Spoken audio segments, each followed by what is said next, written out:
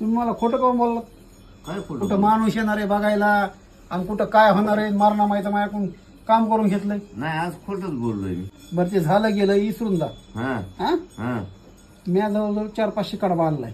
आणलाय ना. 5 रुपयाला एक पिंडी धर. हा 2,500 होते माझे, मला 2,500 आत्ताच पाहिजेत. बाकी तर मला काय माहित नाही. आता मला एक सांगा, तुम्ही 2 वर्षापासून तिथं राहताय, फुकटचं खाताय, फुकटचं पिताय, कॅल्क्युलेट करावं मामा 2 वर्षाचं बिल किती होतं यायचं तर करा पटकन. 2 वर्षाचे दिवस किती होते ना हिशोब? पप्पा 2 वर्षाचे दिवस 700-750 होते, पण आपण 700 धरूनच चालू. 700 दिवस होते ते. हा तर रोजची किलो भर जेवायला येतं. किलो भर ज्वारी आणि 700 रुपये का? बरं 700 दिवस. कॅल्क्युलेटर काढतं ना. काय नाही जास्त नाही लावायचे पैसे आपल्याला. 20 रुपये किलो नाही जेवायला येतं. बरं 20 त्यात माळ आलं, तेल आलं, ते तर अजून ते वेगळा हिशोब आहे. पप्पा 14,000 होते ते. 14,000. हा